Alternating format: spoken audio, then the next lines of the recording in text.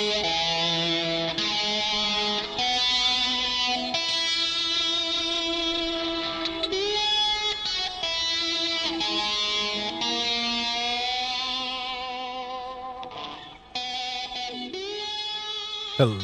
hello, hello, filter-free America listeners. We did it. We did it. We found each other again. I don't know how this keeps happening. It's very awkward. We're just like randomly running into each other in the podcast universe. But I'm glad it happened. Let's be real. First off, let me tell you about the episode.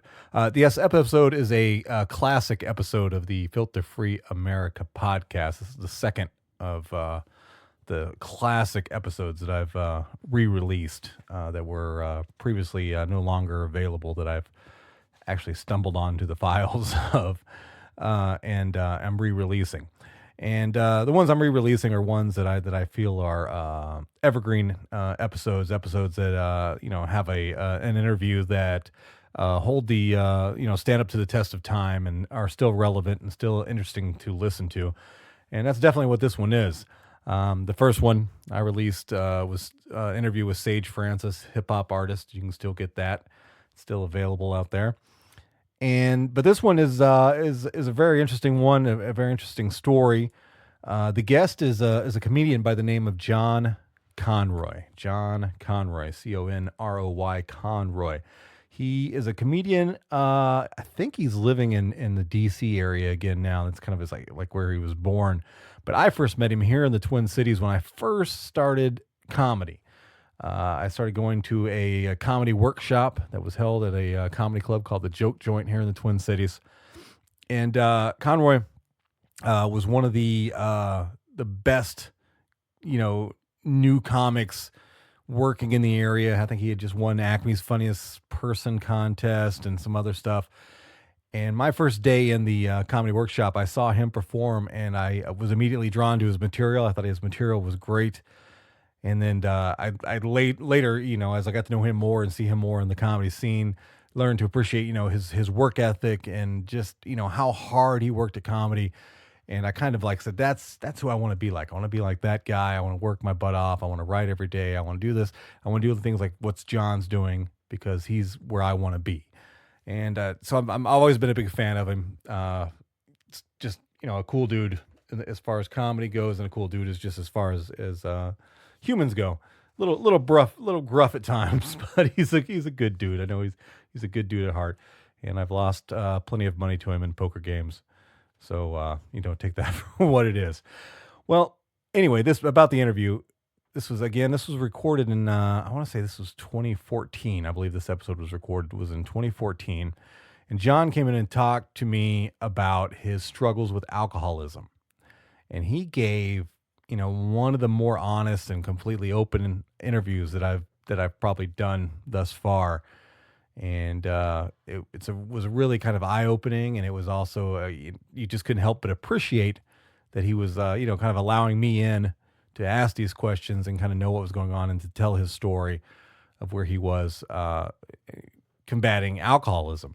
So that's what the episode's about, okay? And that's what you're going to hear. Some of the references, as I pointed out, it's a classic episode, so you're going to hear some dated references as far as maybe future performance dates or things like that. But the story, the core of the episode, is still relevant and interesting. And that's why I decided to re-release this one. I think it's a very good one, especially for somebody who's dealing with alcoholism or has a family member or loved one who's dealing with it. This is, definitely, will give you some further insight into it, at least from the perspective of somebody who has himself dealt with it. Real fast, let me point out his website so you can get up to date on any performance dates that he has, as well as find links to buy CDs and things, whatever he's got going on in his merch store right now. It's johnconroycomedy.com. johnconroycomedy.com. John, regular spelling. Conroy, again, is CONROY, comedy.com. That's his website. Also, in this episode, you're going to hear the voice of Greg Coleman, another Twin Cities area comedian. When I recorded this was back when we were doing a format where I would always bring in like a guest co-host to kind of sit in with me. And so you'll hear him kind of in the mix as well too. And then you're also going to hear the guy who was producing the show for me at the time, Tony Williamette of Minnehaha Recording Company. He was my producer at the time. So you'll hear all those people on mic. But again, the episode is based around John and his battles with alcoholism. So that's what you're getting ready to hear, and I hope you enjoy that. I hope you appreciate that. This may be maybe one other classic episode I'm going to re-release, but I just wanted to cherry pick the 2, 3, or 4 that I thought were the best ones and ones that were worth re-releasing. And this one I definitely consider one because, like I said, I'm a big fan of John, and also super appreciative of him, telling this story, and I think it's a very interesting story. What else? Let me mention the sponsor real fast. Simplewebsite.us, simplewebsite.us, simplewebsite.us, the place you need to go if you're trying to build a Squarespace website, but you just want a little bit of help, right? I mean, it's designed to be able to do, on your own. That's what they say. But if you're like me and technology isn't, a thing that you've mastered yet, and that is saying it kindly in my case, go to simplewebsite.us. They can, number one, they can build your website using Squarespace completely from the ground up, like they did the Filter-Free Amerika website. That's filterfreeamerica.com. Filter-Free Amerika, America misspelled with a K. They built that from the ground up for me, and they're helping maintain it and do the whole thing. And that's all something they can do for you. But maybe you're better than me, and that's probably most of you guys. And you can do a lot of web building stuff on your own. Well, maybe you just need a little bit of help. Well, they can just do a little bit of help too. You don't have to pay them to build a whole website for you. They can just help you with a few things. Or if you just want some tips or some tricks or some, just some advice, they offer that for free. If you go to the website, you'll find links to free information on how to build a website better using Squarespace. So if anything else, just go there before you start building yours and see what they've got for free for you and apply that to what you already know. And I'm sure it's going to help you out in the long run. Again, that's simplewebsite.us. Simplewebsite.us is the sponsor, helps make this show happen, so support them. Let's see. Oh, I got to put this out. As of today of this recording right now, at least the intro for this episode, because again, the episode is a re-released episode. What is today? January 28th. Pre-sales on iTunes have begun for my CD, Neck Tattoos and GEDs, or The Secret to My Success. That has started right now. It's going to be a 10-day pre-sale period on iTunes, and I really, really want you guys to go grab it. I really, really do. I think iTunes has it listed at $9.99, and it's a pre-sale right now. The official sale starts on February 6th, my birthday. But I want you guys to go get it as soon as possible. Get the pre-order now, because that's super helpful to me as a a humble and mostly unknown stand-up comedian working his butt off trying to get somewhere in this industry. It's going to help me a lot, and this is how. All those pre-buys as they stack up and so forth before the launch date, if I can get enough of them on there, it's going to help place that album higher up in the iTunes top 100 list. And I think if you get up in the top 30, I think it's going to be, they'll be one of the featured CDs right there, or downloads, whatever you want to call it. One of the featured albums. I think it's 30. Like the top 30 are featured. So if you go to like the music section, you go to stand-up comedy section, then there's a list of the most popular CDs for sale right now that have the most activity in them. So if you pre-buy enough of those, and I'm pushing them like crazy to everybody I know, and via the Filter-Free Amerika Facebook page and website and all that stuff, it's going to help. It's going to add up. So do me a big solid. If you're going to get the CD, try to get it as soon as possible. Try to get the pre-buy within the pre-buy window, so that way when the February 6th hits and it goes live, hopefully I'll be up in that top 30 there, and people can see the actual picture of the album cover right there on the front page. And of course, the more people see it, the more attention it gets, and therefore the more possible sales and the more exposure I'm going to get as a comedian. So yeah, please do that for me. I really, really appreciate it. I don't ever try to sell a lot of stuff on the podcast.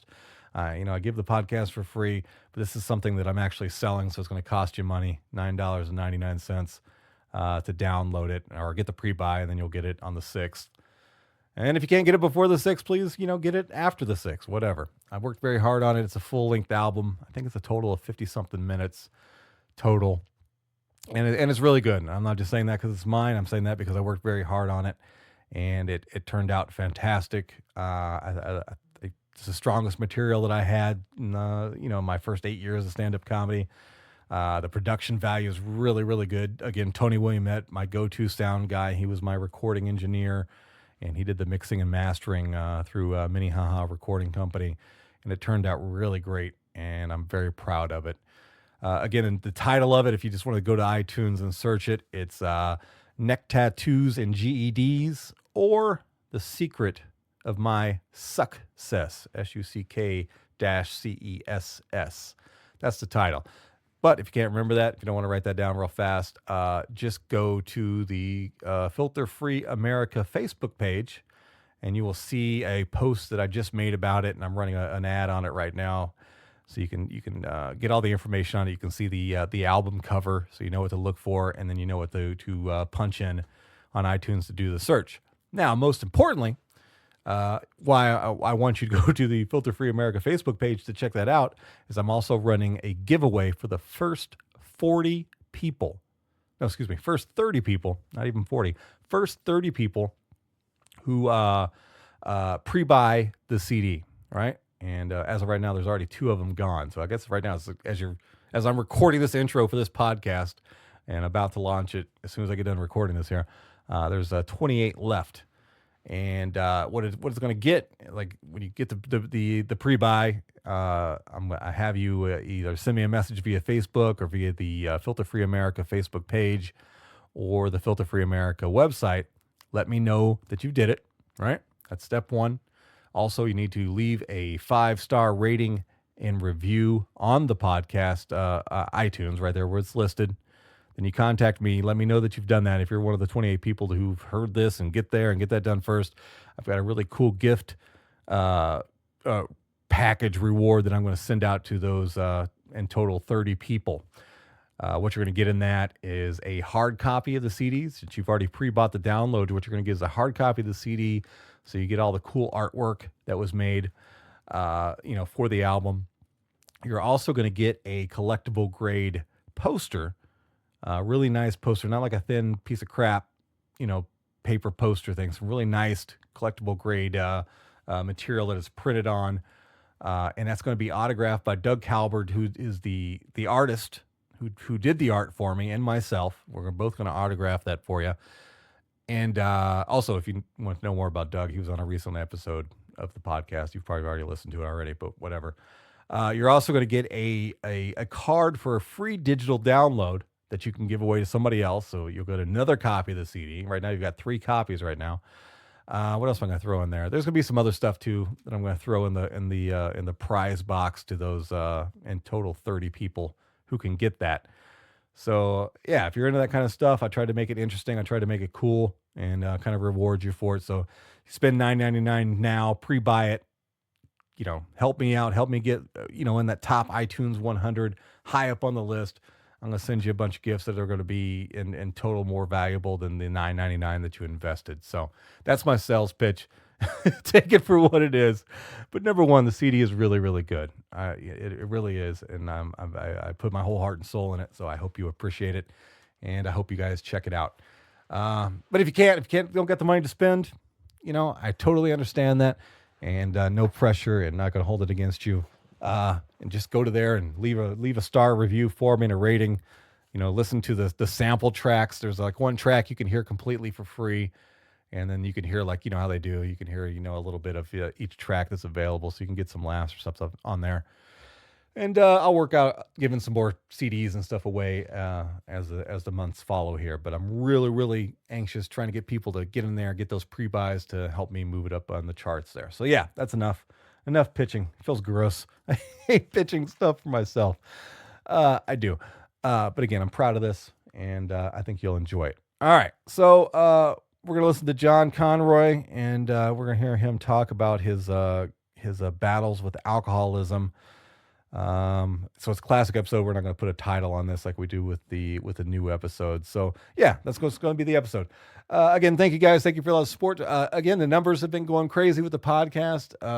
It's these last few weeks have been phenomenal, and I appreciate all the new listeners that we're getting, all the new people who have liked the Filter Free America Facebook page. If you haven't done that, please do that. It's humbling. It's humbling that you guys appreciate the show to that degree, and I am getting all your emails and all that stuff as well too. So thank you. Keep those coming in, and I try to respond to every single one that I get. So good or bad, I'm going to respond to you, whichever way it is. So again, thank you very much for helping me do what I'm doing and appreciate what I'm doing. All right, so check out the episode, and as soon as the episode's over, I'll come back and say bye to you. All right, here we go.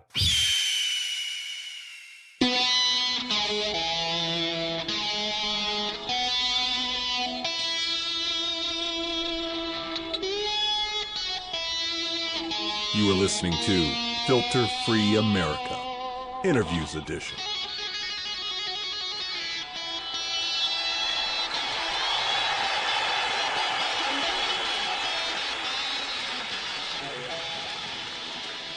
Hello, and extra hello, Filter Free America listeners. Joey Vincent here. We are back. We are back in your ears, and we are going to have a good time. Look at the late on the hawk there. Was the hawk a little bit behind? The eagle squaw, I'm sorry, is what it's supposed to be. That's good. That's fine. I like that. It was just kind of like it came in from the back, attacked us. We're good. Hey guys, today's date, we're recording this episode on August 14th. The year is still 2014. Once again, an interview episode of the Filter Free America podcast. If you're a regular listener, you surely have figured it out by now. This is where we find an interesting person. We sit down with that person, and we have a filterless conversation with them. We get to know them about maybe it's their job, maybe it's a life experience, something like that. We get to know them, then we share that conversation with you, and so far, most of you people seem to be enjoying it. Today's guest is special to me, and I hope it's special to you as well, too. He is a comedian, and I'll let you know up front, when I first started comedy in 2010 here in Minneapolis, he was one of the very first local comics I met. And when I saw him, I'm like, this dude is hilarious. I want to be like this guy. And this dude, he would go to every single open mic in the city. And I was like, oh, okay, I'm going to do exactly what this guy does. He goes to every single open mic. He writes like crazy. And he's really kind of who was my first comedy influence, I guess, since I started comedy. And I've been trying to get him on the podcast for going on 4 years now. 3 years now. But yeah, definitely a funny dude. His name is John Conroy. And he will be our guest today. Now, the reason we're talking to John, besides him just being a hilarious comedian that you should get to know, we want to talk to him about the struggle that he's had with alcoholism. He actually came to the Twin Cities from Washington, D.C. for treatment for alcohol, substance abuse. And that's kind of how he got here. And from there, and he's had some ups and downs, and he's been sober for, I think, going on 6 months again. This is not his first battle, but he's back on the wagon, and I think about 6 months now. So I asked him if he would come in and talk about that, and that's what we're going to talk about. We're going to learn about his addiction, how it started, where it came from, his ups and downs, battling with it, and where he is now, and how it affected comedy and all that as well, too. So a very funny dude talking about a very serious subject, so I hope everybody enjoys that and gets something out of it. As always, we always have a special guest co-host as well, too, for these episodes. And another very funny comedian is going to join us. A guy who started comedy not too long ago, and who I thought from the very first time I thought him was going to be a very funny dude, and he has become just that. His name is Greg Coleman, and he'll be kind of the co-host for this episode, and talking with me and John, and of course Tony Williamette from Hounds Tea Studios is here as well too. So I would say pour yourself a drink, maybe, but don't offer it to our guest, and prepare yourself for another episode of Filter Free America. All right, we are here. We are in studio in Hounds Tea Studios. Tony, can you hear me? I can. Awesome. John, can you hear me? Yes, it's fantastic to be here. Thanks for having me. Awesome. Guys. Well, I'm finally glad, as I said it in the intro, I've been wanting to have you on the podcast for a very long time, so I'm glad that we finally got it. And then also in the studio, if you're in here and you can see me, would be to my right is Greg Coleman. So we're all here. The only black person ever with a Star Trek shirt on. Mm-hmm. That is right there. good. Nice. You can do it too, man. I'm about LeVar I Burton. got all that. Can you do the Vulcan signal, but while you're palming a basketball though? That would be that would really. I kind of do it because of Star Trek, because of Pharrell. That's the name of his label. Oh, okay. But, So Next Generation's cool too. fair enough. Good enough. Guys, why don't we start first by knocking out your social media contacts? Anything you want to promote, this is the time to do it, and start with you, John. Let's see. My Twitter handle is Conroy FTW. So don't name your Twitter handle after something that was popular 5 years ago. That's the lesson there. And then you can find me on Facebook, John Conroy, John with an H.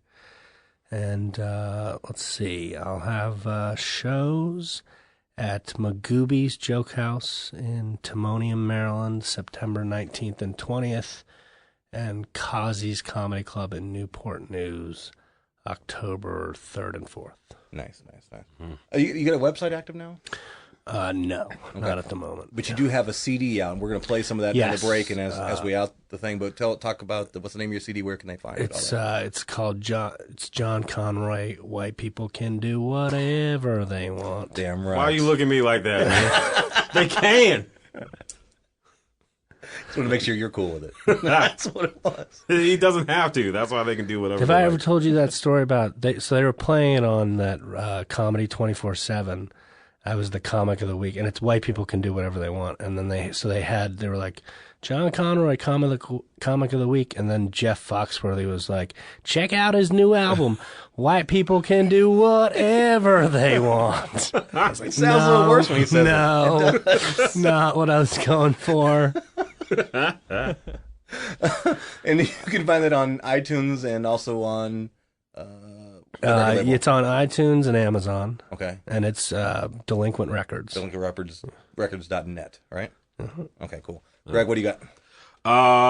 Twitter, Instagram, SayGCole, SayGCole. ColemanComedy.com. I will be at the Joke Joint. Whenever this already happened. So, but then 22nd, 23rd, then the 31st, I will be back at the Joke Joint with the Brothers showcase with Art Roseman, Trevor, and all the black people that White people cannot do what they want at that show. No, as long as they buy a ticket, I don't care. And then I'll be at the Comedy Corner Underground September 5th and 6th, and then watch out for the Secret Show that's coming early September. Nice.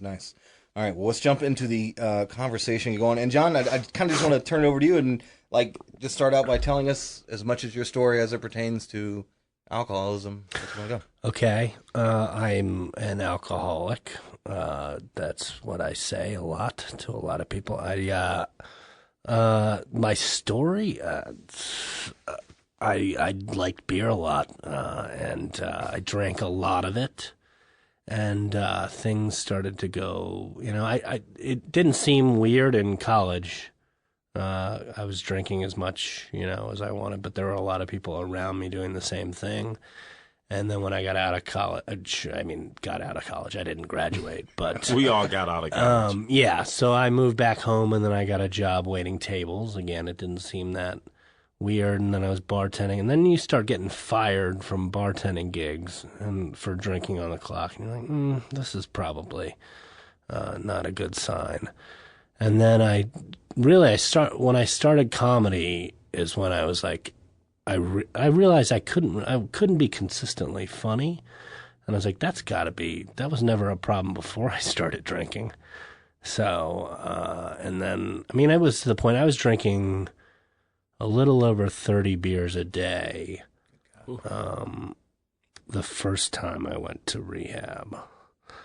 And that was, I had some bad consequences. I know I had, there was a Redskins playoff game where they played Seattle. I think it was in 2006 maybe.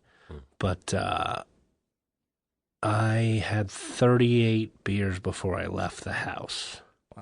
To go down to the game. I went and watched the game in Georgetown, which was like about 20 minutes from my house. met up with a bunch of my friends, and I ran up a $140 tab at the bar. I don't know how. And I woke up the next morning in Georgetown. And my friends, thankfully, had taken my keys and everything else. And then there was another night where I was still bartending at the time, and I don't know how many drinks I had that night, but I left my car. I drove it somewhere that I didn't remember and parked it in a parking garage and like couldn't find it for like 2-3 days. I went looking for the car, couldn't find it, and then reported it stolen. And then the like last thing that happened really, so I reported it stolen and the cops found it, but my father had co-signed the loan on the car when we originally bought it, so they had to call him too. And I had told my parents that they like found it. I was like, they found it out in Gaithersburg. Like I went and picked it up, and then the cops were like, this is where it was. It was like 3 blocks from where I worked, and they knew. Right. And it was very clear that I'd lied about the whole thing. And I remember having the conversation. It was like the only lie I ever told my parents that I couldn't get out of. And I remember just like sticking to it, and then on the phone with my mom, and then I got off the phone with her and I just started crying. And I was like, this lie, everybody knows you're lying. Like, and then so I called her back and I was like, I think it's time for me to go to rehab. Like, this is just not working anymore. And then... So that was your first one? That was the initial, so... Okay, let me back up just some questions. I'm going to fill in some blanks here. So, like, when was did you start drinking at an illegal age, underage? Did you... 17, I think, is when I first had a drink. Okay. And was that sneaking a drink of your dad's beer? No, nothing like that. I mean, everyone at that age was drinking. I think I went over to a friend's house. High school. And he had a bunch of people like spend the night, and a bunch of us all drank for the first time. They were seniors, I was a junior. But that was like, so I drank like once, then I drank once New Year's of my senior year of high school. But a lot of people, there wasn't a lot of drinking in my high school really. Or I mean, I guess there was, but I just didn't, I couldn't have gotten away with it. My parents were pretty strict. And, but then I remember that summer I drank a couple times, and then before I left for college, there was like no doubt, like I was going to start drinking whenever I wanted. And I remember one of the kids who had drank for a long time, like came over and he was like we were the last 2 kids to leave for school. So Auburn, and I think he went to Penn. They both started in September for whatever reason. And he brought cases of beer over, and we like practiced drinking. So you wouldn't be the bad guys, school, like because you wanted to like get your tolerance up, so you weren't making an ass. That was my next question. Was like when did you start doing like an excessive amount, and what was the reason? So if that's what it is, you wanted to fit in. I mean, once I got to college, it really kicked off. Like I remember, I definitely drank like 3-4 nights a week immediately once I was in college. And then I pledged a fraternity, and I remember there was a night I remember the Christmas party, like if you were a pledge, you couldn't drink. And I remember that being a big fucking deal to me. I was like, I can't, what do you mean I can't? Like everybody's going to be at this party. And there was a rule that, so you had to, they like dressed us up as elves and shit. And one guy was Santa, and Santa could get drunk. So they would get Santa crazy drunk. So this other guy was Santa for whatever reason. And he got just shit-faced. And like to the point where like everyone was like, no, I don't want to do that. And I was like, yep, sign me up. I'm throwing my beer right now. Backup Santa's ready to go. And I remember I took like 4 shots of Jim Beam in 30 seconds. Wow. And that night ended. It's one of the only times that I drank that I got violent, like where I was like challenging like every brother in the fraternity to a fist fight. And they had been shitty to me for an entire semester. Like I got so much fucking shit for being from the North and a Yankee and all, and I just fucking exploded on everyone that night. And so that was a definite sign. Did you throw a fist? Tony, just who hasn't picked up on the podcast before, Tony also, what's the politically correct way to say it? Is it recovering alcoholic? Yeah, I no longer drink. I'm a recovering alcoholic. How long do you have, Tony? Almost 18 months. Okay, great. Nice. And you're John. I said in the intro 6 months. Is that right? Yeah, it's like 6 months and a week or something. Right. On this term, which was yes, I had 20 months before, back in 2010, I guess. Yeah. Was his start kind of similar to yours, Tony? Is yours kind of the Mine was just probably once or twice a week, heavy binge drinking, blacking out, waking up, being hungover, ruining like the next 2 days by being just super hungover. And just the kind of preoccupation with alcohol, being like, oh, we're going to a show, let's bring the flask and 2 beers in the car, I'll drive, that kind of thing. And just having the preoccupation, like, is there going to be enough booze? That sort of thing. That's, like I have a time clock. Even now, it's not gone. Like, I can tell you, like, it's just past 10 o'clock now here in Minnesota, so I'd have to get to exit 4 in Hudson to get by midnight to buy beer tonight. Wow. Like, and I know, like, alcohol laws in states that I haven't been in You got your 10 laminated years. card in your wallet? It's ridiculous. Like, I know that in Minnesota, or I'm sorry, in Alabama, I went to Auburn University, so it's a lot like Minneapolis. It's like, no, it's not a lot like Minneapolis, but I've been in Alabama, man. The gays are a little different So down there, Minneapolis is about 30 minutes from Hudson, Wisconsin, Right, and Wisconsin sells beer on Sundays, and they sell beer later at night. Yeah. So a lot of people in Minnesota go over to Wisconsin on Sundays to buy alcohol. Not a ton, though. Not a ton. That's a good. If you do that, you're probably an alcoholic, Right. Unless you're like buying it for a get together For that the you games. just forgot or It's something. either that or get the 3-2 beer, or go to a restaurant, take a sip of wine, and then have them seal it up and send you home with it. That 3-2 shit is the worst. But Auburn is 30 miles from the Georgia line. Okay. So we did that a lot. You'd have to go to Georgia on Sundays, or I just steal beer too from Walmart. Like, they'd stop at like midnight, and we'd go in we'd just run out the back door. Like, I was a total hoodlum. It was ridiculous. Nice. Yeah. I respect that. Greg, do you drink at all? I don't even know if I've ever seen you. You've had a beer, I think. Yeah, but not a lot. I try not to. Just because as much as we're health thing, or is it what's? Not necessarily a health, just more of a kind of driving thing. Okay. And it's just like It's hard enough driving black. But driving black and drunk, you're driving black and driving with liquor, and it's just like it. I've had history in my family with okay.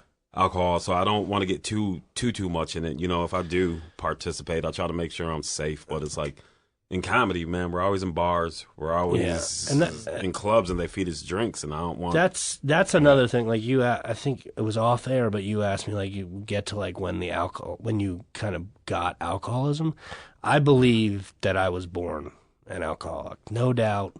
The only thing that could have stopped... Is that a genetic thing now? Yes, definitely. It's a family disease, is what they say. And I believe the only thing that could have stopped me from being an alcoholic was not taking the very first drink. Okay. Huh. So... Is it...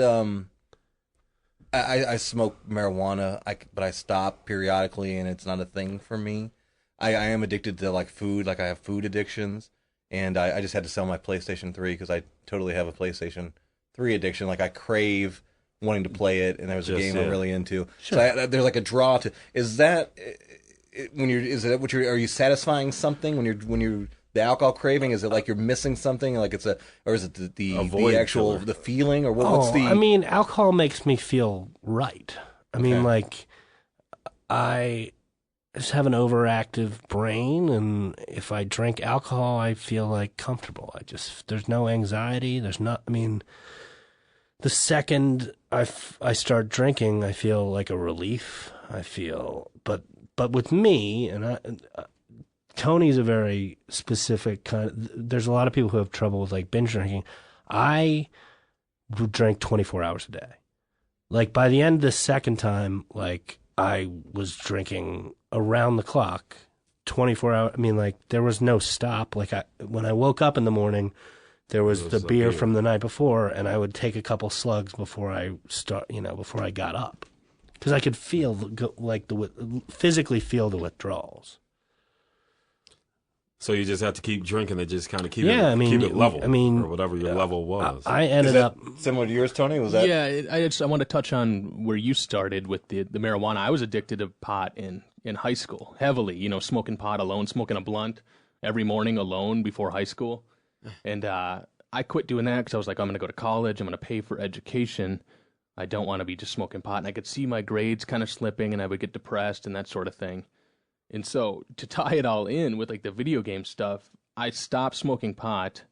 I started playing video games heavily. Like I started playing Halo 2 on Xbox Live, was like the big thing in 2005, And that actually helped me get out of it. And I'd find myself like waking up in the middle of the night, not be able to sleep, and just go play video games. And that kind of filled it in a little bit, and then slowly the drinking picked up from there. So oftentimes people quit drinking, quit doing meth, quit doing whatever, and they'll become a sex addict all of a sudden. They'll fill it in with other things. Dude, everybody's addicted to something. I'm addicted to sugar like crazy. Like I can't finish a meal without having a cookie now after I stopped drinking. All right. Well, what was your replacement when you were going through like your first? Comedy was for a long time. I mean, I remember you talking about that. Yeah, I remember. In fact, there was a guy. Have you had Tom Simmons on this podcast? Oh yeah, a bunch of times. Yeah. The first time I met Tom Simmons, I told him that comedy had saved my life, and he's always remembered it. I just saw him in Baltimore a couple weeks ago, and he was like, "You seem like you're doing good." I'm like, "Yeah, well, I'm sober again," and he said, and he brought it up, and I was like, "Yeah, that's right. I told you that comedy saved my life," and which I mean, it absolutely did. But one of the things I realized is that comedy was good for like, I don't know, it about 18 months. I would go to open mics every night and just pound the pavement doing comedy.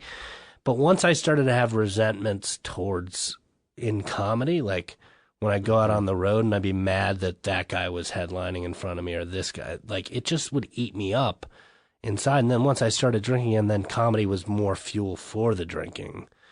And if you're replacing anything with comedy, it's going to run out. It's going to. Because eventually that newness and that, I want to be able to prove myself and just like, I got to get good. And then when you're at the point where you don't have to be out every and I would tell people like comedy's therapy for me. Fucking don't. If you say comedy's therapy, get therapy. Because comedy will run out. Right. Like, it's crazy to me but I did. I thought, I was like, comedy was, for a while, my higher power, I guess you'd say. Well, I'm sure there were endorphins. I'm sure there was endorphins associated with it, and you were building yourself and building your brand, and it was something you're really passionate about. Well, Seinfeld says it's the best drug in the world, right? But Seinfeld's not a drug addict. No. So that we know of. Seinfeld and had that Maui Wowie. Yeah. But it is. Stand-up is. Yeah, it can feel like a drug. So, what was the? You came here, and we can. Let's talk about that. Let's go to that part first. So when you started, it was the car thing. When you came. So here? I didn't come here immediately. Okay. So we found out. My parents were like, "Listen, we're only going to pay for rehab once." That was They were like, "This is your last chance. This will help you out." And so we found out. I think I was like, "Well, I'll find out what has the highest success rate." It was like Hazelden. I don't know how. We found out. I don't know what stats they used. I don't think the stats on rehabs are very good. So then there was a Hazelden in Minneapolis, Center City, Minnesota, and there was one in Oregon, Springbrook. It was February, so I was on the phone with the intake officer, and they were like, "We're going to send you to Minnesota," and I was like, "No, I don't want to go to Minnesota in February," and they were like. I said I'd rather go to Oregon, and they said why? I was like, well, it's February, and I don't want to go to Minnesota. And so then I went to Oregon for like 20. It was supposed to be 28 days. I think it ended up being 27. And then at the end, they were like, "We think you should go to like extended treatment." And I was like, "What was right. Can you say what the factor is that like was? A sober house, or is that different? It was a halfway house, okay. And it was in Minnesota. Can you tell us why they felt that you needed extended? What was the? They pitch extended care to everyone. I'm pretty sure that's part of like them making money. Okay. That is the biggest. I mean, rehab facilities. I mean, I didn't think about that. They're Money pretty is a much business. scams. I mean, like I don't mean like, but the money running through the rehab industry is crazy, especially out in L.A. and Malibu and that type of thing. Are these things are they covered by insurance in any kind of way? Are there insurance programs? Sometimes they're completely, sometimes it's half, sometimes it's none, depending on what you've got. Like I wonder if the new like Obama does it offer like a treatment thing for addiction. Well, in Minnesota, there's something called Rule 25. You can get it for free. No kidding. Yeah, you can get rehab. Your first rehab, at least, you can go to for free. To a name brand place like get Hazelden for free. Sometimes Hazelden. I mean, there were people on people from Hazelden who did Rule probably 25. each place takes a certain number of people. Yeah, something like that. But but one of the ways they sold me on Minnesota, because I was gung ho, I'm like, as soon as I get out of here, the comedy career begins. Yeah. And I think I'd done mics in DC for like maybe 6 months, but and that was the start of your comedy career. Was the 6 months in DC? Yes, and then when I was in rehab in Oregon, the director was like, I used to do a little comedy, and he's like, I actually did comedy at Acme in Minneapolis. It's one of the best comedy clubs in the country, and that's how they sold me. Nice. On coming to, they're like, you go to St. Paul and they've got this comedy club, Acme Comedy Club. You should check it out. Like, that's one of the ones you should start. And I was like, I mean, I guess it's good as DC Improv. Like, I didn't have any. So, and I was like, but I remember being like, they were going to send me to the halfway house. I'm like, and I can do comedy while I'm there. And they were like, yeah, absolutely. There's no problem. And then I got there and they're like, well, except for comedy. Mondays, Tuesdays, Thursdays, and Friday. Like, you mean every comedy night. Sunday. It became a big, like, I ended up getting kicked out of that halfway house, in part because the final straw was I was late for curfew because I was at a show. And like, I mean, I was sneaking out of meeting, like whatever the like evening activity was, I was going to comedy shows. Right. And they sometimes would find out, sometimes not, but like every time they brought it up, I mean, I was like, they told me when I came here, and I did not bend at all. And my counselor would be like, I'm gonna see what I'll do. I'll do whatever I can. He was really cool about it. But the rest of them were like, no, you have to you follow the rules like everybody else. I'm like, no, you haven't met me. The dude in Oregon said. I think actually, no, I said, called him. As much as I have a problem with alcohol, it pales in comparison to my problem with authority. Like, really? Oh, halfway house.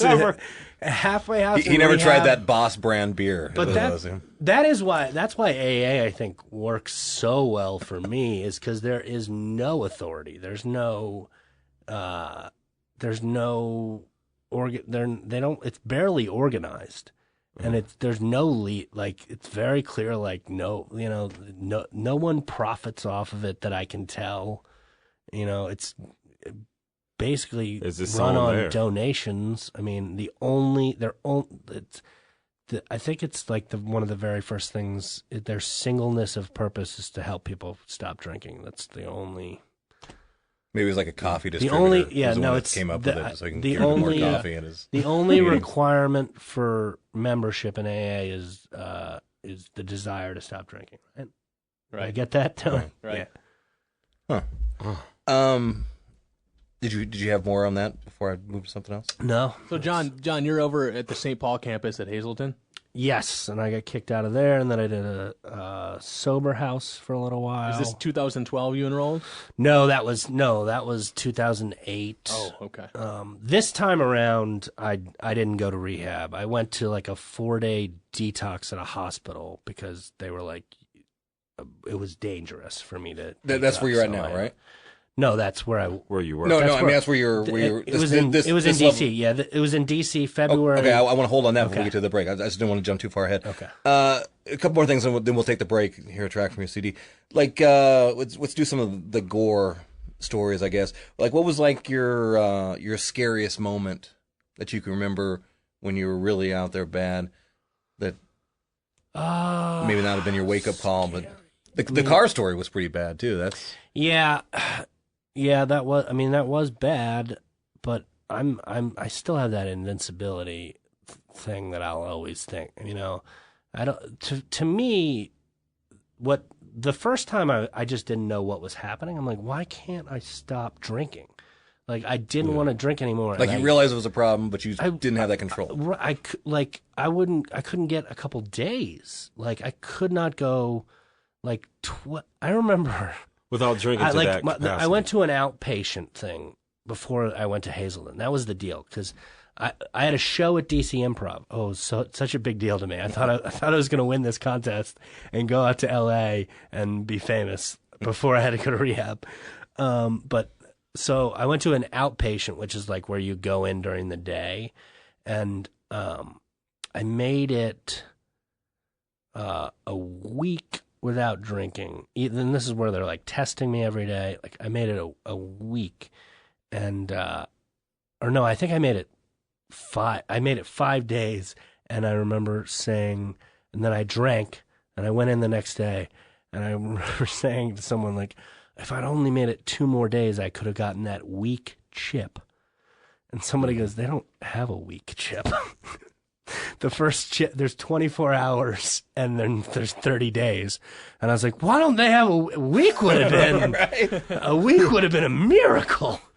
And so I just didn't know what. And then you go to rehab, they teach you everything. I go, oh, I'm an alcoholic, you know. And but then after I learned about it, I was like, oh, I can control this time. Like, now that I know what it is, I'll keep it. And you mean by felt that you could drink then? And Yeah, I was like, I'll go back out, and I won't do it to the extent that I did. You kind of make deals with yourself. Yeah, and then you break them, and that's when you know you're in trouble, when you're making deals with yourself. right. But I mean, you don't want me to go to the second time yet, right?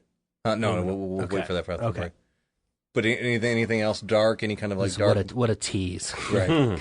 Hang on, guys. It's gonna get better from here. Yeah. But I'm just looking like I had a good guy on who suffered addiction to methamphetamine, and he had some, you can imagine, some pretty dark dealing with dealers and things like that too. But with alcohol, did you ever put yourself in like a dangerous position? I know you said you were driving while you were drunk. Did you ever have? Yeah, I mean, I drove. Any crashes, anything like that? No. I woke up with like a flat tire one time. That's about. Well, one of the liquor store clerks was an asshole once. I had hit a curb or something. Like, You again? But like, I mean, my drunk driving, I mean, I did every day. I drove to Asheville, North Carolina from DC, which is 12 hours, to a friend of mine's wedding, and I didn't leave for the wedding, and I'd already had a case of beer that day. Wow. Like, so I did some crazy, I mean, embarrassing, terrible things that I did. But Just never. Were you always in control like that, or was it you just dumb luck? You just can't believe it, or I don't remember it. I mean, this is so awful to say, but I still feel like I was a better driver drunk than 95% of the people. Not than I was sober, but then 95% of people were drivers. Because I knew, like, again, this is terrible too, but I know all the, like, my dad was a judge. I know all, like, You know the ins and outs. I knew how to not get a DUI better than it. I would go 2 miles over the speed limit. That way, anytime I'd set the cruise control 2 miles over, and no cop's going to pull you over for doing 2 miles over. And how a lot of people get DUIs is a cop starts following them. They end up going slow enough that they get pulled over. And I was like, no, I'm going to go 2 miles over so that it's like I thought I was playing a psychological trick on the cops. Like, he's not speeding a lot, but he's also not afraid to go over the speed limit. He must not be drunk. Yeah. And I also know I can get you anywhere you want to go in DC without ever having to go anywhere near a cop. Like, I know every back road. And my friends used to make fun of me, like, while we were going out to parties. Like, we'd be going like 45 minutes away. We'd never get on the highway or anything. And they'd be like, how does he know this way? I'm like, I had a very similar thing with driving, but it wasn't with drinking. It was just I had a suspended license for like 2 years. I relate to that. And it was like, never got pulled over. It was never a thing. I knew where all the hot spots were.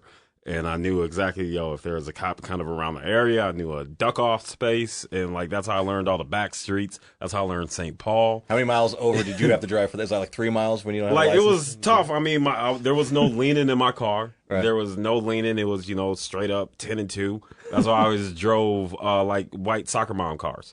You know what I mean? No rims, no nothing. Audis, Toyotas, and Mercedes soccer mom car. Nice. Right there. But it was like, I know how to play this game instead of just going to get my license taken care of because it wasn't as bad as I thought it was. I just learned how to play the game. Yeah. And then as soon as I got my license back, bow! You got caught right up. Oh, man. Did you ever get a DWI at all? Nope.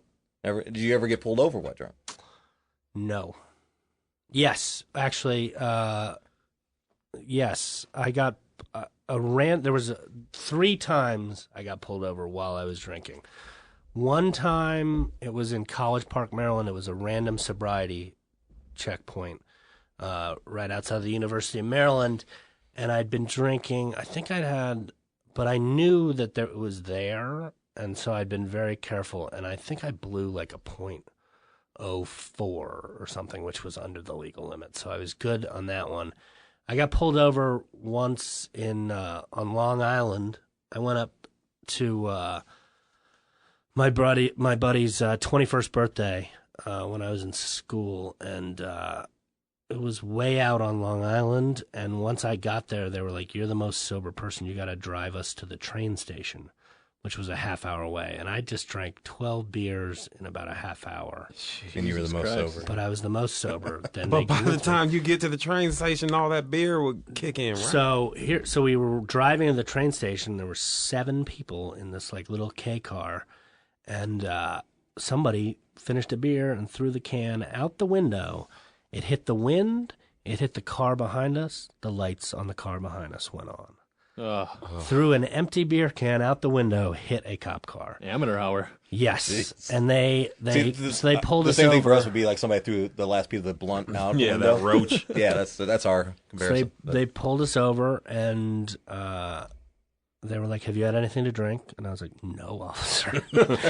And You'd be pulled over if that was a Pepsi can. And so they took us to the back, took me to the back bumper, and they gave me the breathalyzer. And I was like, God, just be under whatever it was, 0.08. And it was like, I think I blew 0.04. I don't think it was more than 0.04. But you were on the way up. But I would have, if they had got me a half hour later, no doubt. It just had not. Oh, it just hadn't gotten your system. It hadn't gone into my system yet. That's crazy, though. 12 beers. If I had 12 beers, I'd wait 4.5 minutes and I'd be hammered to the bone. Well, I was waiting for yeah, but I had a super high tolerance, but you're a heavyweight. Something tells me. Right, exactly. So, and then the third time I got pulled over, I was just terribly drunk, and I was like, "This is it. I'm busted." In fact, I didn't have a shirt on. I had played number one sign. I had played kickball. In PBR DC. tattoo on your I played in this kickball league in DC.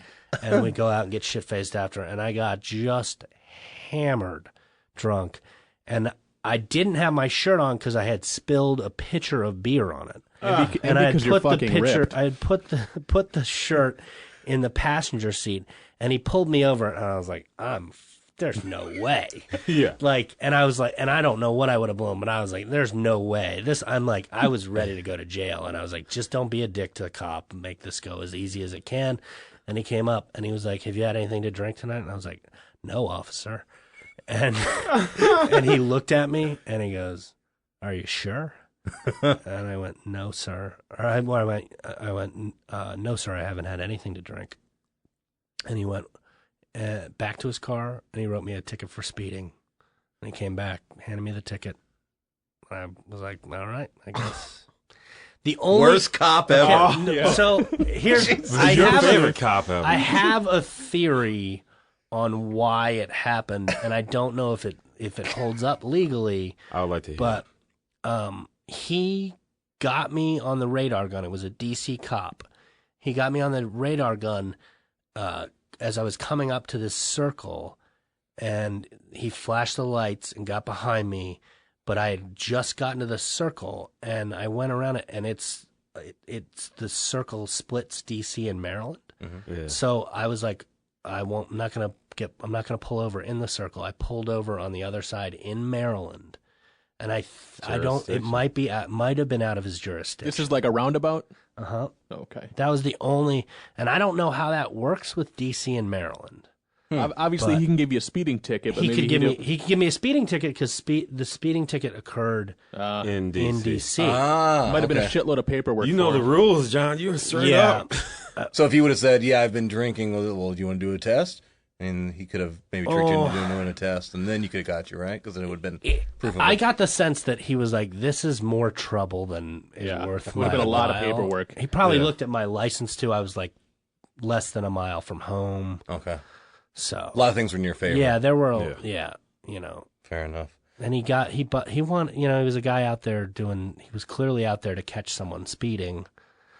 And he caught someone speeding. Yeah, he Was it caught 2 him miles speeding. over? It was, I think, like 42 and a 25. Okay. So it was, It was justified. yeah, it was, or maybe 42 and a 30. I mean, it was, I was definitely speeding. You always drive faster with your shirt off. It drives you crazy. Yeah, right. Less drag. Right. I'm just sexy, officer. That's all this is. That's what Take my away shirt from all But these I do- bitches behind me. That's I what it is. do, like, question, like, dude, I didn't have that should be the first thing that you pull someone over. Maybe he and was they in the don't Bears. have their shirt on. Automatic breathalyzer. It was 3 a.m. It's not the middle of the day. It's 3 o'clock in the morning. Well, in the north, see, I'm from Like, the south, and like in most people drive tropical- without I have shirts on been down out there. till- They be blowing people all day down there. Like, you don't have to. It's not. You don't take a rocket. It doesn't take a rocket science to do that math either. Like bars close at 2. Here's 3. someone driving without their shirt at 3. Well, most bars require you to wear a shirt. This guy couldn't have been in a bar. No shoes, no service. He's got sandals on. You came for All right, mass. let's knock out the break room. Let's go into the break on a laugh and to get some additional laughs as well too. Now we're gonna play a track from your CD that's been out. It's been out for going on 2 years now, right? Yes. Okay. You got plans for another one coming up soon? I'm not. I think I have about a half hour of material that's ready to go. So I'm trying to bust my ass to get it done to have another album by the end of the year, at least tape, because now I've got some bits that are time sensitive. Right. So I'd like to record one before the end of the year, but it's gonna be pretty tough. I don't know. It might be next year. All right. Well, this is from the album "White People Can Do Whatever They Want" from Delinquent Records, available on iTunes. And I picked this first one is going to be track 10. The track title was "A Warning." Do you want to set this up at all? I don't know how to. You don't know how to. Fair enough. I don't know what the warning is about. Is this the Waddles bit? Yeah. Okay. You don't have to. We can just play it and listen to it. But if you had like anything to go with it, Was it? It starts with a Bachman. I rip Right. on Michelle Bachman, which I don't. She's not. Hey, Michelle, if you're listening, you're not popular enough to rip on anymore. she doesn't listen to the show. She She made that all right. clear. Well, this is then clearly not her if type you of know program. her, tell her I hate her cunt face. Spread the word. Yeah. Anyway, that's Okay. We'll listen to this. This is from John's album, "White People Can Do Whatever They Want." Listen to that, laugh at that, and we'll be right back here with more with John Conroy on Filter Free America. All right, back to the dick jokes. You guys convinced me. Not an easy job. You stand up here, tell jokes into a microphone, when you realize you could use that very same microphone to warn people about Michelle Bachman. It is a fucking constant struggle in my brain. Like, tell them that joke about jerking off in the shower. She thinks you can pray away the gay. How about that hot dog joke? That's a lighthearted little romp. My God, John, they let that monster homeschool her children, and you're the only person in the building with the ability to amplify sound. Do you guys think that retarded people are fair game comedically? I realize I'm about a joke late on that question. both people should make fun of retarded people, Michelle Bachmann or otherwise. I do think people are overly sensitive about that word nowadays, the R word. Like, I had a lady tell me, she goes, you should never use that word because it's politically incorrect. And I was like, well, we're in luck because I'm not a politician. She goes, you should say mentally challenged. Like, oh, ma'am, I'm sorry, but that is comedically incorrect. Retard is a much funnier word. And once we get tougher laugh crime legislation passed, I'm going to put you to death by cable guy. And they say that mentally challenged people can do things that even regular people can't, and that's true, right? I heard a story about a group of 12-year-old kids who all went to the zoo on a field trip. One of them got lost. He was missing for an hour. When they found him, he was soaking wet from head to toe. They questioned him for 20 minutes about why he was wet, and they couldn't get an answer. So they brought him home, and his mom found him an hour later in the bathtub with a penguin. He had stolen a penguin from the zoo in his backpack. You can't pull that off if you're not retarded. Like, he gets to go to regular school from now on, right? Like, hey, what's up? I'm Bobby. I'm smarter than all you bitches. This is Waddles. How long does your 12-year-old son have to be in the bathroom before you think he's probably playing with his penguin in there? And how surprised are you when it's an actual penguin? Here's my favorite part, though. They questioned him for 20 minutes about why he was wet, and they couldn't get an answer. Let me tell you guys something. If I'm soaking wet from head to toe, and you question me for 20 minutes about it, you are getting an answer. I am going to crack. Not him. He sat there, stone-faced, with a penguin in his backpack. Well, they're like, why are you wet, little buddy? Poker face. And you know the only thing he could possibly be thinking for that entire 20 minutes is, obviously you've never tried to stuff a penguin into a backpack. You would know it's pretty hard to do without getting wet. I like to think that he was training for that day for months, just doing chin-ups in his room with pen on one knuckle and Gwyn on the other. Listen to a special re-recorded version of Kenny Rogers' The Gambler that he made. Just, you never admit you're wet when you're trying to steal a penguin. Be time enough for counting when we're in the bathtub with Waddles. Charting out the plan on his wall. Just step 1, put penguin in backpack. Step 2, play dumb. No need for our super strength on this mission. Some people won't laugh at that, think I'm making fun of retarded. I'm not. I'm trying to tell you all about my own personal hero. What a triumph of the human spirit to have been told you're stupid your entire life, that you got to ride a different bus, that you got to take different classes, and then there you are in the bathtub, Bobby and Waddles, dreams come true.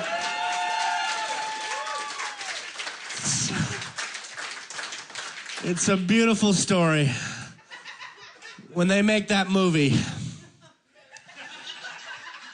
oh, let's be clear, that movie's getting made. Hollywood cares about 2 things, money and awards. Penguin movies make money and retard movies win awards. If you don't think Sean Penn is signing up tomorrow for I Am Sam 2, the Penguin Heist, you're crazy. Morgan Freeman is the voice of Waddles. I smell Oscar. Oh. My name is Ben Roy. I'm probably the most important comic in this room. And thank you for listening to Filter Free America. You're listening to Filter Free America. And we're back. You just got done listening to a track from John's first album, White People Can Do Whatever They Want. That was track 10 on that. And again, as a reminder, you can grab that CD at delinquentrecords.net and also available on iTunes. So go grab a copy of that. And we'll also be playing another track on the way out at the end of this episode. So, John, kind of in your story where we're at right now, you've gone through the recovery once. Mm-hmm. And now you obviously fell off the wagon, I guess the term. Yeah, Did we talk about that? Did we ask how you I felt? planned a very dramatic relapse. I went to Mexico and drank. Did you plan it like that? Yes, in fact. So I had, when I first went into rehab, I had told someone, I told a counselor, I was like, maybe I'll do this for a year. But that's about it. Yeah, I was like, I'll try it for a year, and then somehow I was like, I'm gonna do this. I got this plan. It's called AA Plus, and I'm gonna stay sober for a year, and then you get to take a week-long vacation to wherever you want, somewhere outside of the country. You drink, and you come back, and you just fucking pick right up where that sobriety left off, Hall pass. and go another year and take another vacation. And The powers of alcoholism only work within the country's boundaries. And that's right. So I went longer than that. I think it was like 20 months. But I planned that Mexico trip was like for like 4 months, and I was joking with people for all the beginning of 2000, whatever it was. I was like, yeah, it doesn't count in Mexico, and people were like, yeah, very funny. And I was like, people were like, yeah, like by the end, I think everyone knew I was serious by the end, and people were like, but the thing when you're an alcoholic, none of them had ever seen me drink. So like, it's all my new friends who are like, wouldn't it be fun to drink with, like someone told me the other day that they remembered a line from the roast that we did here in Minneapolis where like Nate Abshire said, you know, what, for the longest time I was like, I wish I could drink with Conroy. And then I drank with Conroy, and I thought, I wish I'd never drank with Conroy. Something along those lines, but I don't know, I fucked up the wording for him. But yeah, I mean, so I drank that week in Mexico, and it was fine down there. And then I got back and I was like, I'm not gonna go. Did it feel different when you're down there drinking? Did you, like when the first splash of alcohol hit your mouth? What's like the reaction? Is it like, oh, finally I'm back in this? Yeah, it felt amazing. But it was still heavyweight John pounding 12 beers, right? You know, I don't know how many I had, but my tolerance had gone way down for sure. Mm-hmm. And I had a blast when we were down there, although I totally ruined my relationship. With my girlfriend, like that was the beginning of the end with that one. That's something I wanted to point out, Joey. You asked about DWIs and that sort of thing. I think, like in my life, the biggest thing that was affected was relationships. You know, I didn't punch a cop or a horse cop or anything like that. You know, yes, should have maybe, but relationships. Just when you're destroyed. Drinking, it is all about you. Like it's all like, at least for me, it's and not just girlfriends. You know, right. Yes, correct. All relationships get ruined. But, and then so I came back, and I was like, okay, I'm still, like, the deal was like, everyone down there was like, nobody tells them, anybody that I drank or whatever. And people were like, yeah, sure, you know, it's great. You should definitely stay sober. Because they'd seen enough in that week. Right. Yeah. They had seen enough in that week. They looked in Pandora's box. Let's close that shit. The last night, on the ride to the airport, I had my head out the window of the van puking on the side of the road in Mexico. Was this the comedy festival? So it was like comedy peers? Yeah. Okay. Everybody was like, definitely shouldn't drink anymore. We saw enough in 1 week to know it. So then I was back for about a month, and I went on the road. I drank once. Forget where it was. I was very secretive about it, though. And then I came back 2 days later, and a buddy of mine in Minneapolis was like, "You drank in He was like, "You drank in Mexico. I wanted to drink with you." I was like, "Well, let's go out." And he got actually like immediately was like, fuck, no, this is bad. Like I blacked out. They had to send me home in a cab and it was bad. And then they were like, it was very quick once I started drinking here again in Minneapolis where people were like, no, we wish we had never unlocked this Pandora's box. But like, I was like, I felt free. I was like, I can't believe I ever stopped. But I think what was part of it for me, the toughest part, and why I eventually relapsed I mean, I wasn't going to meetings. I wasn't doing what I need to do to stay sober.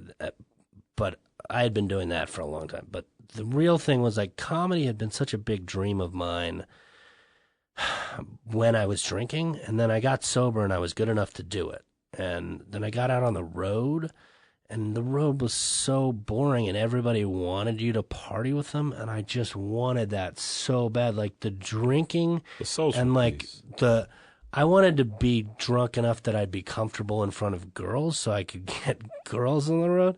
And that's what I did. I went back to drinking, and I lived the life I wanted to live on the road for, however long it was. But man, did that get old quick.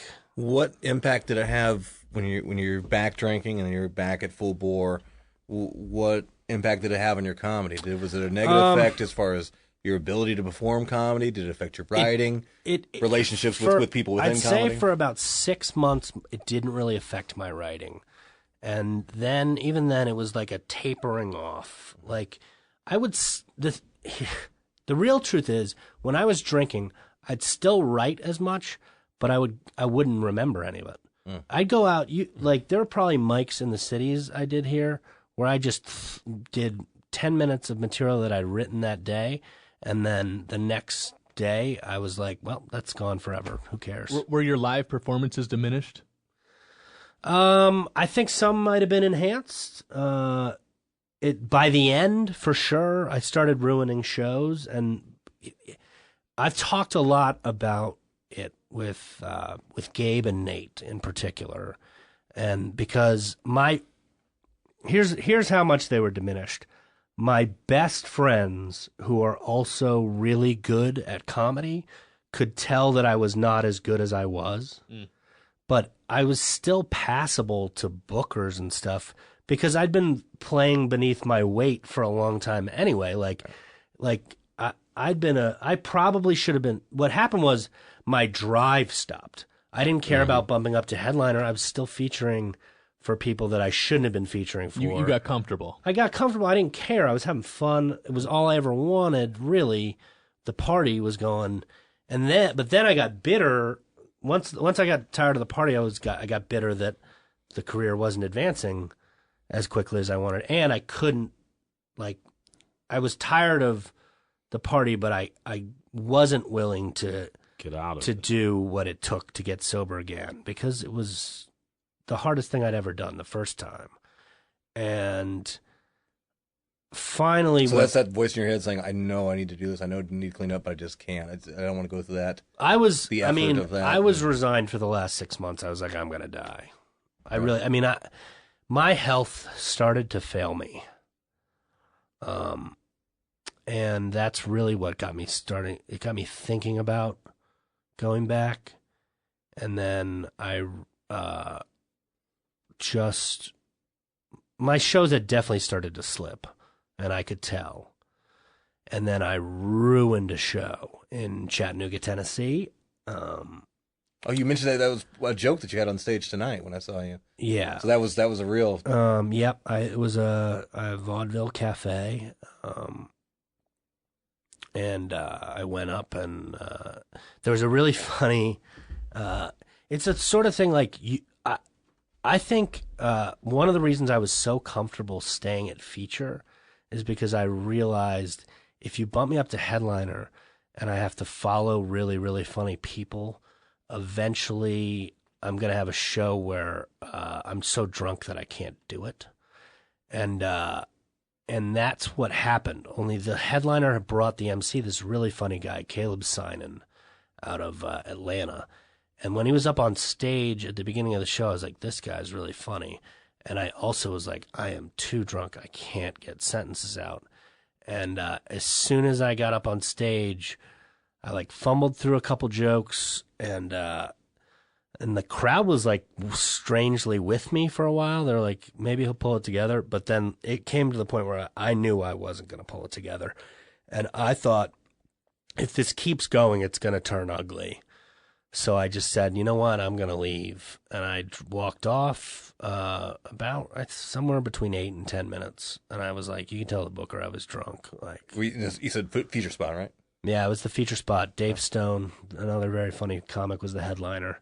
And, I mean, it was bad. I mean, I had met Dave once before, and I never met this cable guy. I'm sure if you had that, they would tell you it was, I mean, I've been told by Eric Yoder that, or maybe I shouldn't say this, I don't know.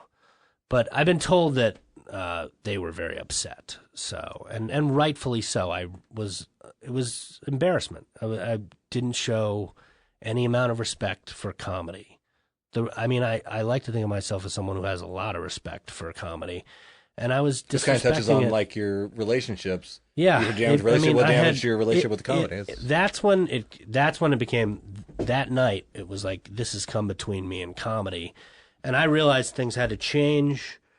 And I started making like plans in my head, like when am I going to get off the road to do this? Because I didn't want to cancel.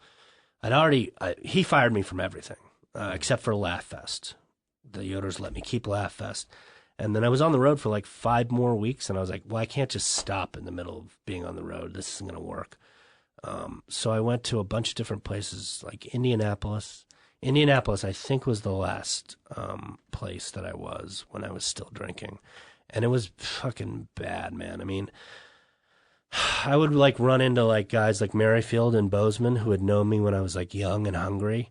And that's, like I said with Gabe and Nate, like, it was the people who are really good at it and knew I was really good at it who knew that I wasn't.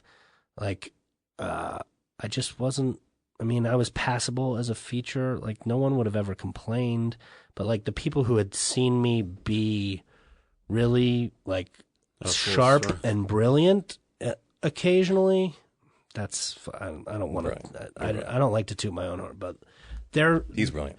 Like, so, I was never brilliant crowd work wise anymore. The crowd work was impossible because I wasn't present. I wasn't of a sound mind.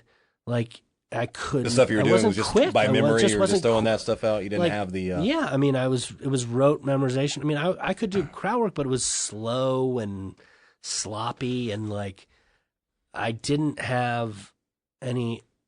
That's the thing I respect most is when people do.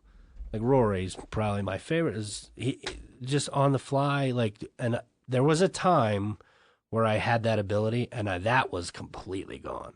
And only my friends who had seen it before were like, knew how bad it was. But there was other things like, cause I think I said something like that to Bozeman last time I saw him. I was like, that's not that bad right I'm still, cause he saw me headline at Comedy Cafe. And he was like, man, you just don't seem happy. And he was like, you're not happy. Anytime I read your posts on Facebook, I'm like, this is not someone who's happy. And he's like, yeah, what you did tonight, like, you'll probably come back to this club. Like, it's not, you're good. But he's like, the last 4 times I've seen you, you've been having health issues. Your voice has been gone. Like, I had terrible laryngitis. I would have laryngitis for 3 months on the road. Never do anything to stop. Laryngitis doesn't go away if you keep drinking. And I had destroyed my health. Like, it felt to me by the end like I could feel myself withering away, dying, really. I mean, I could tell that, the weight was, I could barely move, like, and I wasn't taking care of, I left the hotel in Indianapolis to drive to a liquor store at 7 o'clock in the morning in negative 10-degree weather with shorts on. Like, my time was running out, and I knew it. And so I I talked to my parents again and, said I'm coming home and I'm going to try to get sober for a while. And everyone's been really supportive again. And, fortunately, Jamie, my fiance, really, who has pretty much saved my life. Her and, I wouldn't be alive without my mom, obviously my parents, all those years, but her and Nate Abshire, I don't think I'd be here today both of them weren't involved with helping to get me sober and helping me to realize it was worth it to try again. Right. You know, so. Well, good for them, and thank them. Yeah. That's good. And so then you went to a program in D.C. Yeah, so I made the plan, like, so I guess I'll pick back up at Chattanooga. So, I went back home to D.C. They fired me from that weekend in Chattanooga. I went back home. Nate came through that weekend and was like begging me, like, please, stop. And Jamie and I, we discussed it, and then we decided, like, once I get back from Indianapolis, we'll talk about all this. And then once I was in Indianapolis, the big thing for me was, I love that joke of Gabe's where he says he's like, I'm a pussy, so I called my mom. Like, that's what when you call your mom, that's real to me. Like, I called her, I was like, this is right back to where it was the first time, if not worse. And I've got a problem. And she's like, whatever we can do to help. So I'm very lucky to have amazing people in my life that have made it. They say you can only get sober for yourself. I wouldn't really know because I've got a lot of people who are worth being sober for. So That's it's not been easy though. I mean, I had to go to more meetings this time. I have to, I'm really trying to embrace. When you made this thing and you started the next program, have you been clean since then, or was there? I've been clean. I went to detox February 5th at Nova in Fairfax, Virginia, and then I went to I did like 90 and 90 is what they call it. So you do 90 AA meetings in 90 days. I think I went to way more than that, but you'd go to at least one AA meeting for 90 full days, and I did that. I got a sponsor for the first time. I'd never had a sponsor when I was in recovery the first time, and started working more of the steps. What the weirdest part for me is that I still don't think I believe in God, but I pray now, which is really, really, I don't know what I even pray to. It's just like talking out loud, I guess. But I just say the serenity prayer, and leave God out. I don't say God at the beginning. And then I heard it. I was in a meeting once and a guy described, there's a prayer, I guess, in the book after the 6th and 7th step. And he's like, basically that prayer is just like, God, please help me to not be an asshole today. So I say the serenity prayer and then I go, God, please help me to not be an asshole today. And I'll say those prayers, I don't know, sometimes 5 times a day and shit. Yeah, and it's more like meditation at that point. It is. I mean, it's something about like putting, and I guess if you really ask me, like it's something like universe or something would be my higher power, something more. That's why I don't believe in a Christian version of God, but I believe there might be a power out there that's working for us. Maybe. I mean, I'm not. I am, I guess. So I have sociopathic tendencies, but I'm not a person who thinks that I am the greatest power. And I mean, it's but like the God of yourself, the God in you, right? It's like you want to accept, and whatever my power is to this earth, I'm gonna talk to that. I think it's more from. I think every alcoholic has to acknowledge that they need help, not necessarily from another person, but from something, right? Because you can't do it by yourself. Like, I couldn't do it by myself. I couldn't if it was just me. Like, if I woke up tomorrow, there's nobody else around, and there was booze. Like, say the apocalypse happened, it was just booze and me. Fucking, I'd be at the liquor store. I don't think I'd last 2 days. But like. And that's when I drink, I like to drink alone mostly. Really? Isolation was, like, I would drink in public. It was fun. It would make me social and stuff. But like, then I would like to go home and get drunk alone while I like watched TV or whatever I was in, it just turned my brain off. Uh-huh. And for a long time, I think that stems a lot. I had major sleeping issues when I was a kid, and alcohol was the first thing that, like, if I started drinking alcohol, eventually I'd fall asleep. Okay. pass out, whatever you're going to call it. But Kind of like I felt self-medicating sleep. for the Yeah. not being able to sleep. So just kind of summarizing now, again, we're at 6 months now sober. What's every day like now? Is it a constant battle right now? Yeah, I mean, my best days are when I wake up and I go to a meeting.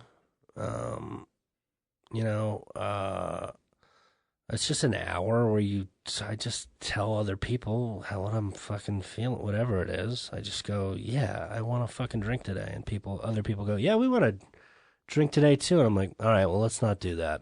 We're all shitty people when we do that, so we should probably not.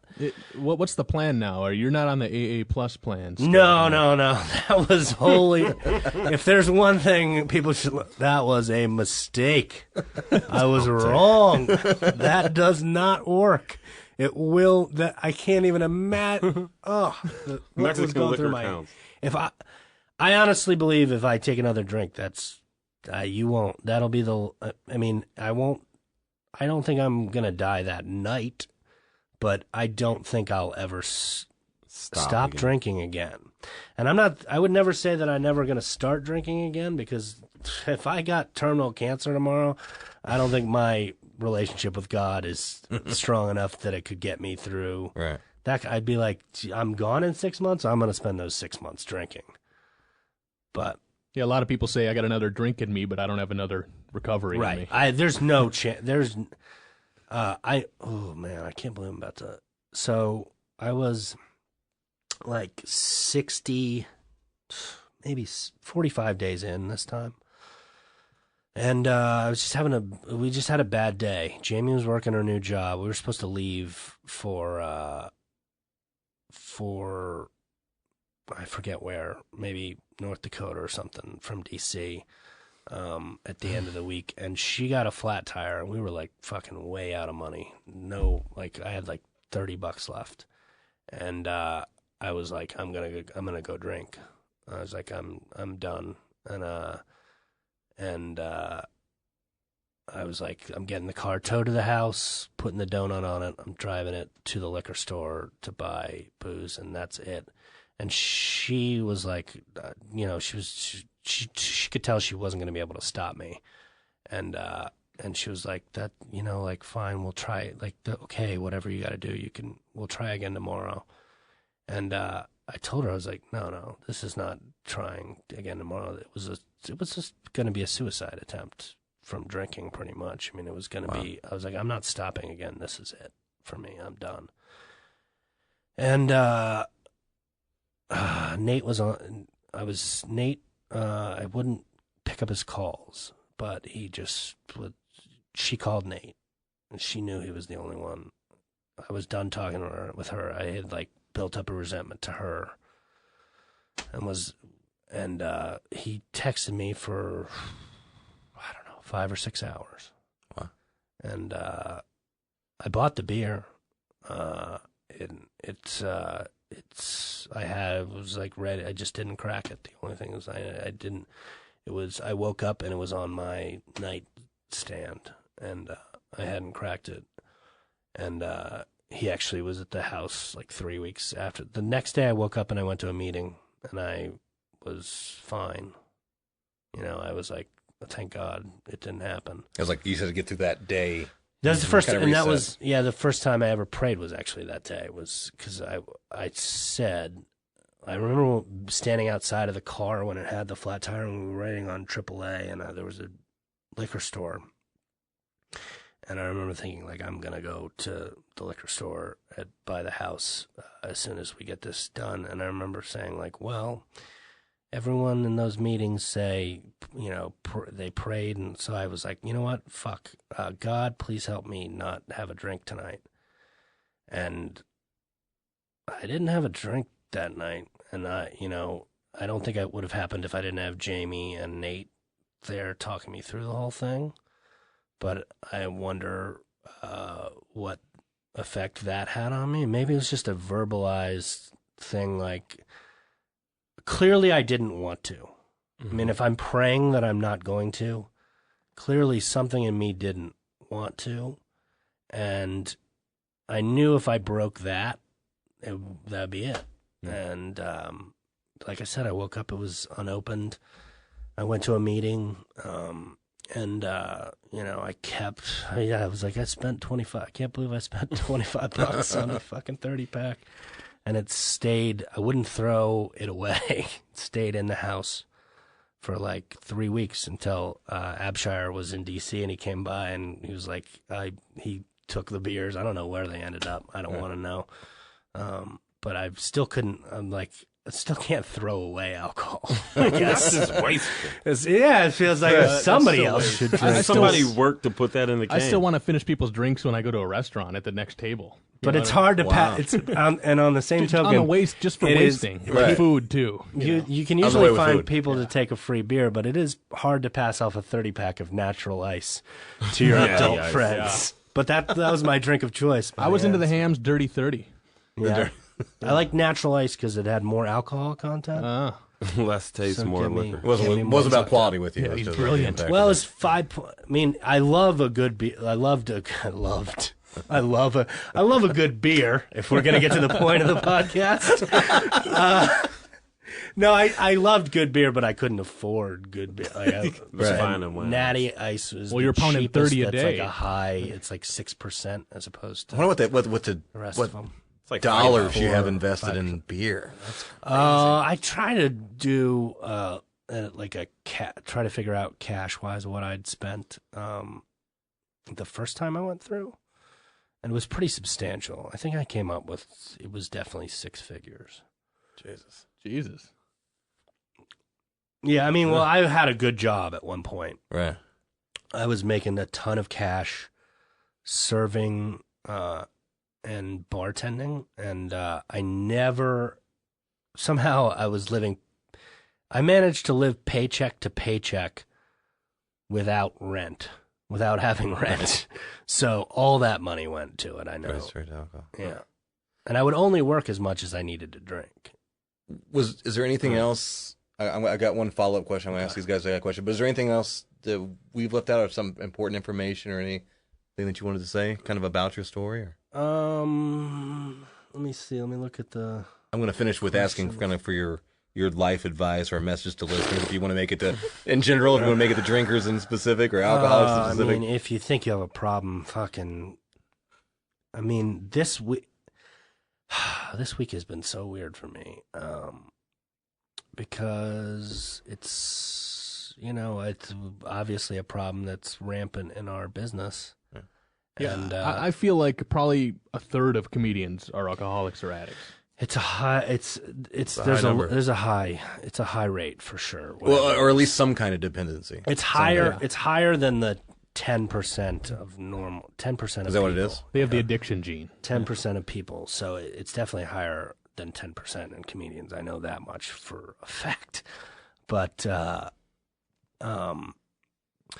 like, I remember when I was, and I do a joke about this. I don't want to make it seem like I'm doing the joke, but I was in the halfway house here in St. Paul, and I got called into the director's office for something. They caught me like on the grounds when I wasn't supposed to be. I was like trying to sleep. Right. And she called me, and I'd been breaking rules for a long time, and she was like, "What's the deal? Do you want to just go back to drinking?" And I remember being like, "Well, if I wanted to go back to drinking, I wouldn't still be here." And then she said, so I just kind of like didn't answer. And I think I said like, maybe, I don't know. Maybe I will go back. What the hell do you care? And then she said, well, your counselor said that you're trying to be a stand-up comedian. And I was like, yeah, that's true. And she said, you can't be a stand-up comedian with a drinking and drug problem. And I remember even then, like, are you... You know what you're doing? What did they teach you? I assume you have some kind of training for this. And like, I mean, I guess like that must have been their last thing. Like, just tell them their dreams won't come true if they don't. And she just like rode that logic into like, I think I did say like, have you ever heard of Chris Farley or John Belushi or Richard Pryor? I mean, this week with Robin, like it doesn't affect how funny you are. But if you have a feel like you have a problem, man, can't help you. Be funnier. Don't be the guy who thinks, or the guy or the girl who thinks that they won't be funnier if they get sober, because that's not. That is bullshit. If you think that you won't be funny if you get sober, you're wrong. Or by the same token, for musicians, creative, writers, anything. Do not use that. Do not use it as like a crutch, because you're just wrong. I mean, I don't know. Maybe I guess there's been good music written on a lot of crazy drugs. But I don't mean. There's been a lot of good music written sober too. Yeah, there's been it's a fair point. And creativity is not a product of drugs. At least not for me. I can only give you my experience. It doesn't need to be. Yeah. That's right. Are you living in Minneapolis now, or no? I live in D.C. Okay. Are you on the road then? Yes. Okay. Yeah. So do you kind of feel like you have that that spark back now that you are sober and sharper? Yeah, definitely. I feel yes. Yeah, I mean, I did shows in Chicago last week that were the best shows I've done. I have this one show that I remember from the first time I was sober where I did all this crowd work that was, I was like, that's the best show I ever had. And these ones that I did these past week in Chicago were kind of approached that kind of stuff. And yeah, I mean, I'm right. That was the other reason I quit this time, other than like literally feeling my health failing, is that I had stopped writing, like at least in any meaningful way. Like I wasn't going to write a good new joke. Like I hadn't written anything in 7 months that had stuck. Right. And now we're 6 months from when I got sober, and I have at least 20 new minutes. Nice. Yeah, it's your addiction to comedy kind of overpowered your addiction to alcohol to a degree. Well, I mean, I don't know. I'm still not working as hard as I did the first time. But like a lot of things are catching up to each other. Like I've, in the last 6 months, I think I learned a lot of stuff while I was drinking, but I couldn't really put it into effect until I got sober. So yeah, I mean, I can feel it catching up. It's been going really good the last, I'd say 2 months. Right. I can feel the fog starting to lift. Well, I saw you tonight, and the audience was definitely not the best comedy audience for you, but you handled it well. You were sharp. You were funny. You got the audience on your side. And this is the happiest I've been by far. Like I can feel it on stage. Like I'm smiling way more than I'm ever. I'm not even like laugh. I don't think you would have never, while I was drinking, caught me laughing at one of my own jokes on stage, but it happens all the time. You're having fun with it. Yeah. Good for you. Thank you for laughing at your own jokes too. Real fast, I'm not going to start, Not going to get too far into it. Yeah. Go over your social contacts again, your social media contacts. My Twitter handle is Conroy, FTW. Facebook, John Conroy. You can find me. I'm like, I don't know what it looks like, but whatever. Yeah. And then I think that's pretty much it. That's it. Okay. Well, thank you for taking the time. It was something I'm not really familiar with, so I had a lot of questions. And like I said, you're somebody I looked up to, so it was kind of cool to be able to get that from you at the same time. I think this is the first podcast I've done since I got sober again where we actually specifically talked about alcoholism. Mm-hmm. And this is the first I had another buddy had me do a podcast the week after I got back from relapsing in Mexico. And one of the topics he hit on for like 20 minutes was alcoholism. And I've never felt like more of a fraud in my entire life, knowing that I had relapsed and pretending like that was the worst. It was worse, living a lie like that. It's been cool to set the record straight. I had one quick question. Go for it. You're obviously on the road a lot. Do you attend meetings on the road then? Yes. Yep. I went to one. I've been to a couple this weekend. Cool. So you have them set up kind of across the country, And they're really easy to. We live in an amazing era, man. You can find a meeting. I can find a meeting right now. I bet you I could find, well, I suppose it's a little late, but Yeah, within a mile. yeah, I could find a meeting in the next 12 hours within a mile from here, no Yeah. doubt. Oh, that's crazy. And they're everywhere. I thought when I got sober, I'm like, where do we go? Minot, North Dakota. I was like, there's no way. Oh, yeah. Is there like I'm a gonna be Tinder able to app do- for like AA meetings? Oh, yeah, for Oh, sure. yeah. Yeah. There's all kinds of apps. None of them are good that I've found. But They have. But that's also because if you type in AA and the city you're in, you'll find every meeting on the internet. You don't need an app. Right. It's the mobile. They have mobile. The mobile websites work fine. It's not hard to find a meeting. Cool. Well, good. It's good to good, see you. man. See you back at it, and where you should be, because you're a funny dude, and we need to keep you around. Listeners, thank you guys for tuning in. I hope you got a lot out of this episode. I hope that if you're dealing with any kind of issues like John did, or anything else, that you take his advice and get something done with it. Because I think people need to stick around and be happy and healthy as they can. If you're a listener, please take time to go to the Facebook page, like us on Facebook, click like on there, follow us on Twitter at FF America. If you're an iTunes user, please subscribe to us, give us a star rating and review. Stitcher app users, please add us to your playlist. Also, don't turn off this episode yet, because we're going to play one more track from John's album, White People Can Do Whatever They Want. That will be, I picked LMBA. I like that. Good that stuff, one. yeah. That's a good one there. So enjoy that. Still doing that one, so I like it. Yeah, it worked well tonight. So enjoy that. Again, go grab a CD, check him out online, catch him at a show, and thank you for listening. Keep seeking the truth, guys. I'm big on first impressions. I watched a lot of you guys come in tonight. I noticed there's no one in here wearing a jersey. Congratulations, you're adults. I'll tell you the worst first impression I ever saw at a comedy show. There's a guy in the front row. He's on a first date. He's not just wearing a jersey. No. This piece of white trash is wearing a Ben Roethlisberger jersey. What are you thinking before that one?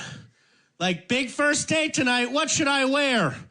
I need something that lets her know I have casual feelings about rape. And what is she supposed to think? Like, either this guy is a huge Steelers fan, or there's a roofie in my martini. I feel like even Ben Roethlisberger himself knows it's a bad idea to wear a Ben Roethlisberger jersey on the first date. Like, I like that it makes me look like I'm ready to party, but it's a little tacky wearing my own jersey. Should probably just stick with the lucky Kobe jersey. I love it when people groan at that one, as if to say, hey, white guy, stick to making fun of the white rapists. Yeah. We don't appreciate you making fun of rapists of different cultural backgrounds than your own. You have no idea what it's like to grow up a black rapist in this country.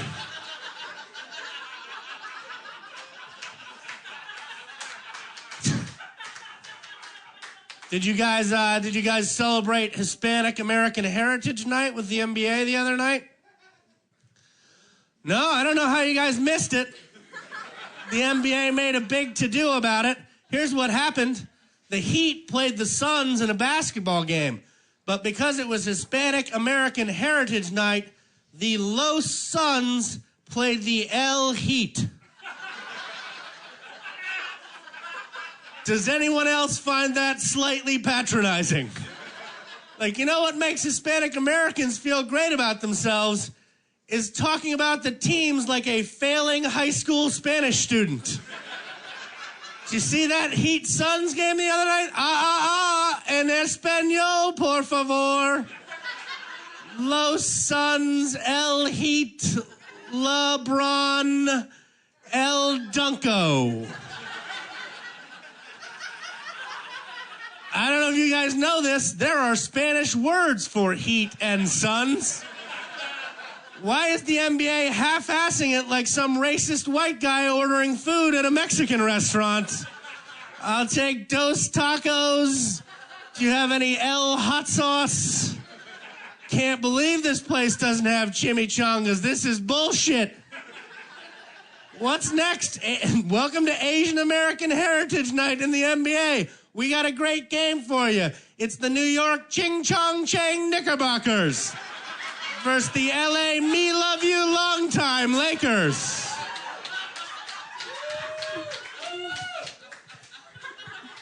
If you think I'm being too harsh, this is some fucking mom and pop. This is one of the 3 biggest sports organizations in the...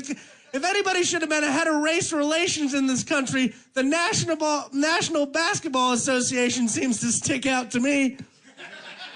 It's like the president of PETA coming out on Earth Day and going, you know what? Fuck trees. We don't need them. Trees are for white people.